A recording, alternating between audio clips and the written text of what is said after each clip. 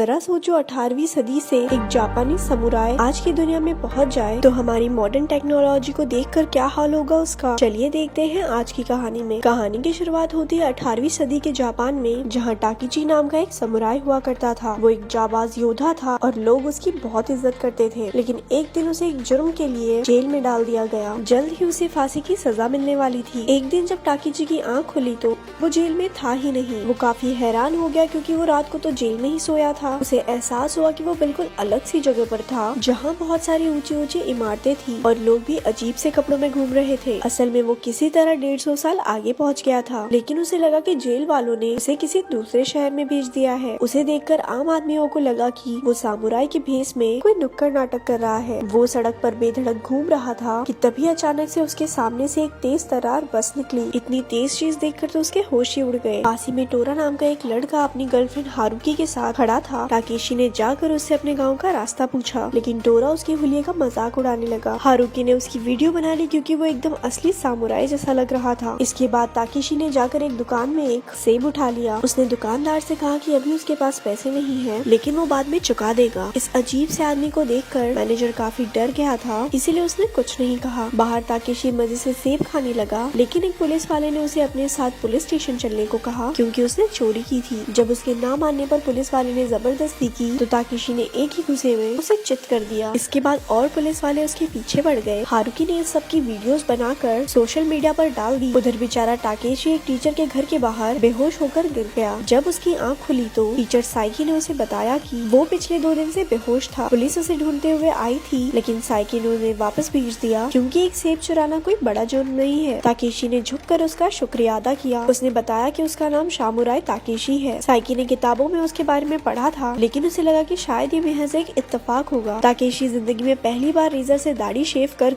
हक्का बक्का रह गया। इसी तरह उसे इस दुनिया की काफी चीजों से हैरानी हुई, लेकिन उसके दिमाग में ये नहीं आया कि वो समय में आगे आ गया है। लेकिन जब साइकी ने उसका जन्मदिन पूछा तो ताकेशी ने बताया कि वो 18वीं सदी में जन्मा था। इससे साइकी का शक यकीन में बदल गया। उसने ताकेशी को आज की डेट बताई, जिससे दोनों बेहद हैरान रह गए, लेकिन उन्हें ये नहीं पता था कि अब करे क्या। इसके बाद ताकेशी ने पूरा घर साफ कर चमका दिया। वॉशिंग मशीन में कपड़े धुलते देख उसकी आंखें खुली की खुली रह गई। उसे पता चला कि टोरा साइकी का ही पोता था। ताकेशी को वो अपने घर में रहता देख वो खुश नहीं था। जब टोरा और हारुकी मिले तो हारुकी ने उसे बताया कि ताकेशी वाले वीडियो पर करोड़ों व्यूज आ चुके हैं। हारुकी को भी वो पसंद था, जिससे टोरा और ज्यादा चिढ़ गया। दोनों 18वीं सदी के ताकेशी के बारे में जानते थे, लेकिन उन्हें ये नहीं पता था कि यही असली ताकेशी है। उधर ताकेशी और साइकी उस दुकानदार को गिफ्ट देकर उससे माफी मांग कर आए। उधर ताकेशी और साइकी एक रेस्टोरेंट में गए, जहाँ पर 21वीं सदी का लजीज खाना खाकर ताकेशी की तो आत्मा ही तृप्त हो गई। साइकी के पूछने पर ताकेशी ने कहा कि वो किसी न किसी तरह से वापस अपने असली घर जरूर जाएगा, लेकिन तब तक के लिए साइकी ने उसे अपने स्कूल में टीचर बनने के लिए मना लिया था। अगले दिन उसे छोटे बच्चों की क्लास लेनी थी, जो एक असली सामुराई को देखकर बेहद खुश हुए। धीरे धीरे उन्होंने ताकेशी को फोन चलाना सिखाया, उसे नई नई दुकानों में घुमाया, उसके साथ मछलियाँ पकड़ी और बास्केटबॉल भी खेला। दूसरी तरफ ताकेशी ने उन्हें सिखाया कि मुसीबत के वक्त कभी डरकर हार नहीं माननी चाहिए, बल्कि साथ मिलकर उस मुसीबत से लड़ना चाहिए। बच्चों की माएँ तो उस पर पूरी तरह फिदा थी, लेकिन अपना ताकेशी वन वुमन मैन था, जो कि 18वीं सदी में रहने वाली अपनी पत्नी से बेहद प्यार करता था। फ्लैशबैक में हमने देखा कि 18वीं सदी में टोयो नाम के एक आदमी ने ताकेशी और उसके स्टूडेंट्स की बहुत बेइज्जती की थी।